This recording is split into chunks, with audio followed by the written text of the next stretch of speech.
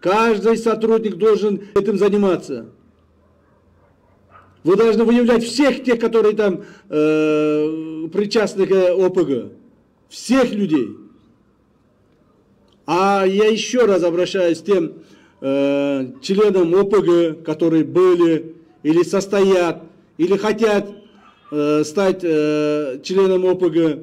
Предупреждаю всех. Вы приносите, если вы думаете, что в составе ОПГ завоюете авторитет, или будете хорошо жить в этой жизни, этого никогда не будет. Вы своей деятельностью приносите горе своим близким, женам, детям и стране, обществу. Поэтому знайте, быть членом ОПГ или состоять в их составе в нашей стране невыгодно. И это закончится трагедией для вас. Трагедией для каждого члена ОПГ. Поэтому отныне быть членом ОПГ невыгодно и не будет. Вот это мое поручение, уважаемые сотрудники, каждый из вас должен взять на свое руководство. Каждый из вас в этом направлении, не боясь, беспощадно и аккуратно в пределах закона работать.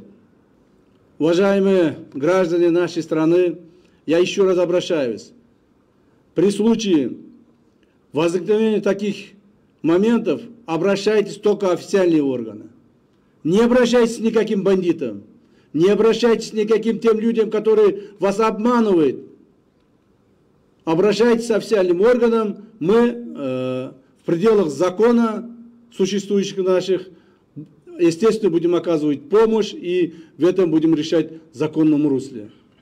Мечиттерде дагы көрүнгөн 20-30 метрге салгандар көбөйдү. Кече жакында эле Ошто биз ушундай бир проверка өткөздүк эле Ош шаарында. Ар бир 20-30-50 метрде бирден мечиттерди куруп алышкан. Курганда дагы ал мечиттер же регистрациядан өткөн эмес, же санитардык тартипке жооп бербейт, же пожардык тартипке жооп бербейт, же болбосо бир мындай бир көркөмүнө жооп бербейт. 20-30, 10-15 адам бата турган эле кичинекей баягы кепелерди салып ушул мечит ушул жерге окугула деп чогулуп алышып, ар түрдүү идеологиялар таркатып атышат. Мына ушуларга жол бербешибиз керек. Мечит деген, ислам дини деген заң кайган сонун мечит болуш керек. Элдин баары ошол жерге келиш керек. Элибиз ошол жерде Алла Таалабызга өзүнүн сыйын көрсөтүш керек. Анан 20-30 адам же болбосо 10-15 адам бекинип алып туруп бир бурчта олтуруп ошол жерде өздөрүнүн идеологиясын таркатууга жол бербешибиз керек. Жакында эле ошол Ошто эле мына буквально бир жума болуп калды. Ушундай бир мечиттерден арасынан 11 адамды таап чыктык. Алар эмне кылат?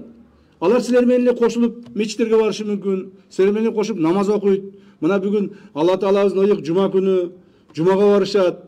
Бирок ошол эле мезгилде үйлөрүндө автоматтарын бекитип, октоп, даярдап, өздөрүнүн идеологиясын таркатып отурушат. Ошо балдардын бардыгы, биз кече 11 адамды кармадык, бардыгы намаз окуган балдар. Ар биринин үйүнөн, скроллорунан, автоматтарын бардыгын алып чыктык. Мына. Алар эмне үчүн кармайт? Эгер сен мусулман болсоң, Алла Таалага баш ийсең, эч кимге жамандык кылбасаң, тартиптүү, мыйзамды бузбай жүрсөң, сага автоматтын эмне кереги бар? Эмне кереги бар сага автоматтын? Эмне кереги бар сага гранатанын? Эмне кереги бар сага ошондой курал жарактын? Кимге даярданып атасың? Мына ушул суроолорду беришиңер керек силер. Ушул суроолорду беришиңер керек, жана жерлерде ушуга катуу күрөштү жүргүзүшүбүз керек. Азыр сүйлөгөндөн кийин көпчүлүк айтып калышы мүмкүн, булар динге каршы экен деп. Андай эмес. Биз тетирисинче динди колдойбуз, ислам динин колдойбуз. Ислам дининде альхамдулилля мусулманбыз деген мусулман элибиз. Жана муну биз мындан арда өркүндөтүүгө даярбыз. Мына мен жеке силердин жетекчиңер катары, комитеттин төрагасы катары өзүм мечиттерди салып жүрөмүн, медреселерди ачып жүрөмүн, медреселер саламын, көптөгөн биздин молдолорубузга, имамдарыбызга, ошол исламдан билим алам деген жаштарыбызга көптөгөн жардамдарды берип жүрөмүн. Мунун бардыгы ошол ислам динин сүйгөндүк, ислам дининин тартиптүү, мамлекетке пайдалуу, коомубузга пайдалуу экендигин түшүнгөндүк. Бирок ошол ислам динибизди башка нукка буруп кеткендер көп болуп атат.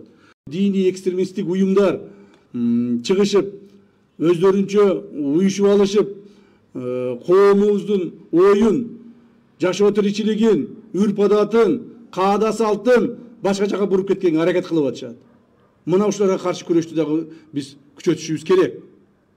Себеби бул биздин келечек, бул мамлекетибиздин келечеги. Кыргыз болуп жаралгандан бери кыргыздын өзүнүн салты бар. Кыргыздын өзүнүн карманган альхамдулилля мусулманмын деген ислам дини бар. Кыргыздын өзүнүн каада салпы, үрп адаты, жашоо тиричилиги, кулк мүнөзү кыргыздын өзүнүн келечеги болот. Ушул келечекти сактап калуу биздин колубузда, урматтуу кызматкерлер. Жашыруун эмес, азыр айыл шаарларда ата бабаларыбыз туткан салттуу ислам динден өзгөчөлөнүп, динибиздин жаңыланган, бурмаланган эреже талаптарын чыгарышып, ар түрдүү коомго терс кийим-кечектерди кийишип, терс өздөрүнүн кебете кепширлерин өзгөртүшүп, дини фанатизмдин салттуу исламга туура келбеген жорук жосунун жасап жаткандар аз эмес. Билесиңер, эми муну ачык айтып коюш керек. Коомубузда баары айтылып жүрөт. Мен айтамбы, айтпаймбы, көрүп атасыңар аны бардыгыңыздар. Ушул жерде эле кыргыз болгондон бери зыңкыйып жүргөнбүз бардыгыбыз. Эч кандай шалбырагандарды кийип, эч кандай 20-25-теги 30 жаштагы балдарыбыз сакалдарын киндигине чейин түшүрүп алган жерги болгон эмес. Сакал койго деп эч ким айтпайт. Койгула сакалды. Тартиби менен койгула. Жоолукту салынгыла. Жаман, то есть мындай адаттардан арылгыла. Жоолуктарды салынып, жакшынакай болуп кийинип, ушундай болуп жүргүлө. Бирок башка элдердин, башка журттардын, башка дини агымдардын үрп адатын бизге алып келбегиле. Биз кыргыздар ар бир мамлекет өзүнчө. Дүйнөдө бүгүнкү күндө 200дөн ашык мамлекет бар. Ар түрдүү мамлекет бар. Сауд Арабия деген мамлекет бар, Катар деген мамлекет бар, Турция бар, Россия бар, Казакстан бар, жана Кыргызстан бар. Кыргыздар өзүнүн үрп адаты менен жашап келген, өзүнүн кулк мүнөзүн белгилеп келген, өзүбүздүн биздин каада салтыбыз бар, тарыхыбыз бар. Муну ошону сактап калып, кийинки муңду өткүзүп беришибиз керек. Биз эч качан кыргыздар араб болуп кетпейбиз. Биз эч качан кыргыздар орус болуп кетпейбиз. Кыргыздар кыргыз бойдон калабыз. Ушул маселени, урматтуу угандар, аягына чейин чыгарышыңар керек. Ушул маселени контролдошуңар керек. Себеби кийинки муундарга жаман адаттарды үйрөтүп аткандар көбөйүп кетти азыр. Ушул багытка катуу көңүл буруп, айрыкча жаштарыбызды ар кандай экстремисттик уюмдардын азырлыктарынан сактап калуубуз керек. Болбосо мектепти жамандаган, медицина талаптарына акарат келтирген, атүгүл мамлекет саясатына түз карабаган миссионерлерди ээн эркин калтырып коюуга болбойт. Уктуңуздар, жерлерде мына кээ бир миссионерлер жүрөт. Медицинага караба, мектепке барба, балдарын мектепке жөнөтпөй, үйлөрүн караңгылатышып, үйлөрүнөн телевизорлорду алышып, ушундай бир жаман үрп адаттарга өтүп алышкандары бар. Ошолордон бери карап чыккылагын. Ар бир үйдү карагылагын, ар бир айылды карагылагын. Бир дагы жерде мындай терс көрүнүштөр болбосун. Эгер ошо баш ийбей турган болсо, мыйданын чегинде аларды биз жоопко тартабыз. Учкан кылмыштуу топтун тууган уруктарына, мисалы ошол эле Көлбаевдин тууган уруктары боюнча, биз балдарына, аялдарына, тууган уругуна тийбейбиз. Алар мыйзамды бузбаса. Тийбейбиз. Мына аялына бир ресторанын сурады, бөлүп бердик. Макул, ресторан менен жан багыңыз деп. Машинесин сурады, аялына машинесин бөлүп бердик. 3 кызына 3 квартирасын бердик. Жашагыла, көчөдө калбашыңар керек деп. 2 баласына 2 квартирасын бердик. 2 жер участогын бердик. Бир баягы служба технического обслуживания анысын кайтарып бердик. То есть өзүнүн эмгеги менен, таза эмгеги менен жашасын. Бирок жанагыдай коммерциялык башкалардан тартып алган миллиондогон, миллиарддаган акчалары бар үйлөрдүн бардыгын же имуществонун бар мамлекетке алдык. Бүгүнкү күндө 100 миллиарддан ашык акчаны алардан алаган болсок, то есть эсептеп чыгып иретке келтирсек, ошонун 220 миллиарды уже мамлекетке өттү.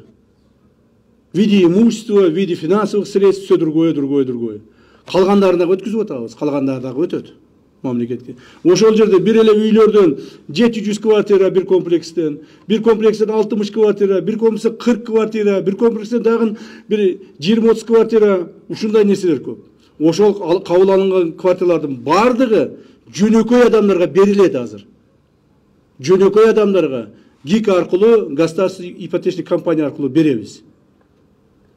Ошол олигархтар, олигарх болгондо дагы бандит олигархтар ошентип жакшы жашап, ар бири миллиардтан эмет эткенден көрө жөнөкөй адамдардын турмуш тиричилигин биз оңдошубуз керек. Панфилов районуна как раз келип калдым, айтып коеюн, бул Азим Ройдун жери ушул жер, Сейди Азимов Кыргызстанга келгенде президент да кабыл алган. Мен да кабыл алганмын. Ал ошондо келип айткан: "Ай, мен болду, мен өткөндөгү мурдагы криминалдык жүрүш-турушумду токтоттум. Мен эми инвестормун. Мен акчам бар. Кыргызстанга акча салайын, ушул жерде завод фабрика курайын, ушул жерде иштейин, элге жумуш камсыз кылайын" деп айткан. Президентибиз дагы айткан: "Макул, иштегиле, жумуш камсыз кылгыла, мыйзамды бузбагыла, адамдарга зыян келтирбегиле" деп сүйлөшкөнбүз. Бирок эмне болду? Мына ошондон бери 2 жыл өттү. Ошо Азим Рой Кыргызстанга завод фабрика эмес, бир камок салган жок. Кайрадан мурда өзүнүн иштерин баштады. Элди талаптоноо, коркутуп үркүтүү, тартып алуу жана өзүнүн акчасын күчү менен укук коргоо органдарын, жергиликтүү бийлик органдарын, мамлекеттик органдарды сатып алуу фактыларын кайрадан баштады. Мына ошондо биз ага чара көрдүк. Бизге андай инвесторлордун кереги жок. Криминалдык инвесторлордун, келип бизди кайра тоной турган инвесторлордун бизге кереги жок. Азим Рой ким болуп кеткенде дагы ал жооп берет. Мыйзамдын алдында жооп берет. Ушул эле маселени мына айтып атышат. Эмне үчүн анда Акылбек Жапаров тойго барса, Камчыкөлбаевдин апасынын тоюна барса, аны жазалабайсыңар. Акылбек Түмөнбаев Камчыкөлбаевдин жанагы похоронуна барса, аны жазалабайсыңар дейт. Мен айтып коеюн. Акылбек Сөнбеков Камчыкөлбаев менен да ушундай сүйлөшүү болгон. Муну да коомчулук билиш керек. Камчыкөлбаев менен дагы, Райым Матраимов менен да ушундай сүйлөшүү болгон. Мына мындан 3 жыл алдын биз бийликке келгенде айтканбыз. Коомго зыяныңар тийгизбегиле. Мыйзамды бузбагыла. Өзүңөр жашооңор менен жашагыла. Ушуга чейин тапкан акчаңарды элдин жыргалчылыгына жумшагыла деп шарт койгонбуз. Алар ошого макул болгон. Башында алып келип аларды камаганбыз. Алар ошо керектүү суммасын мамлекет төлөп берип, мисалы Матраимов менен эсимде бар, где-то 2 миллиардтай төлөп берди окшойт. Камчыкөлбаев дагы жок дегенде bir 1 миллиардка жакын төлөп берди окшойт. Так, төлөп беришип, кайра анан жашап атышкан, иштеп атышкан. Бирок акыркы 1 жылдан бери кайра күчөп кетишти. Акыркы 1 жылдан бери мурдагыларын кайра башташты. Кайра тоной башташты. Коркута башташты. Баягы эле өздөрүнүн мамлекеттик кызматтагы байланыштары менен мамлекетке зыян келтире башташты. Таможняга зыян келтире башташты. Мына Эркештам тарапты. Эркештам да бизде Кытайдан өткөн чоң пост бар. Ошол жерде Матраев кайрадан контролго ала баштады. Өзүнүн жанагы таможниктерин коюп акча чогулта баштады өткөн машинелерден. Кой десек, эскертсек, мыйзам чегинде жаша десек, болбосо биз эмне кылышыбыз керек? Жалбарышыбыз керекпи? Андай болбойт. Биз мамлекеттик кызматкербиз. Биз мамлекет үчүн жашап атабыз. Мамлекет үчүн иштеп атабыз. Кудай буйрса, мен азыр ушул жерде турганда, пока я жив, не будет никаких против государственных деяний от имени ОПГ, коррупционеров и других. И этого я не допущу. Мына тире албай коюшту, биз аларды жазалап атабыз. Акылбек Үсөнбектин тойго барганы боюнча ал 5 жыл мурда барган экен. Айтып атпаймынбы? Вот Көлбаев менен мен деле таанышмын. Тааныш болгом. Мен деле жолукканмын. Акылбек Үсөнбек 5 жыл мурда тойго барган, ал тааныш болгон. Бирок мына 3 жылдан бери биз менен иштеп атат, эч кандай байланышы жок, эч кандай сүйлөшүү жок. Эгерде Акылбек Үсөнбековичтин ОПГ менен байланышы болсо, Көлбаев менен байланышы болсо, кандай бир операциялар жасаса, же чогуу жүрсө, чогуу отурса, чай ичсе, анда мен ал кишини жоопко тартууга даярмын. Түмөнбаев, Акылбек Түмөнбаев, анын похоронуна барды деп айтып атышат. Эмне үчүн аны жоопко тартпайсыңар деп. Эмне үчүн тартпайбыз Акылбек Түмөнбаевди жоопко? Акылбек Түмөнбаев эл шайлаган депутат. Ошол жерден эл шайлай берген.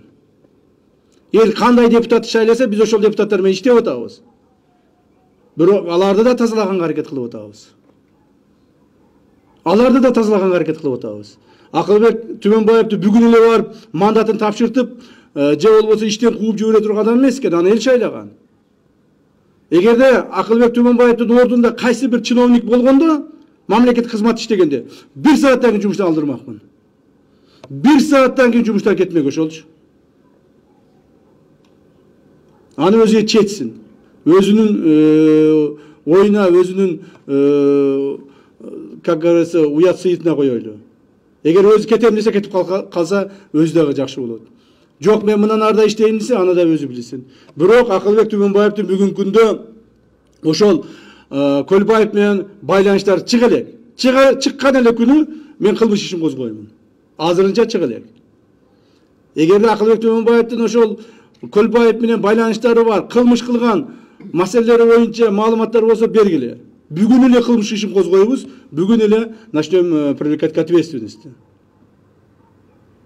Ошондуктан эч кимге эч кандай мындай никому никаких пощад не будет отныне. Не будет. Особенно государственным чиновникам, которые имеют связи, устойчивые связи с ОПГ, коррупционным деянием и все другим. Вот вчера было снято с должности первый заместитель губернатора Ольской области. Взято под охрану, под стражу мэр города Узген. Так, и дальше больше. Таким образом мы наведем порядка, ребята. Мы вместе с вами наведем порядка.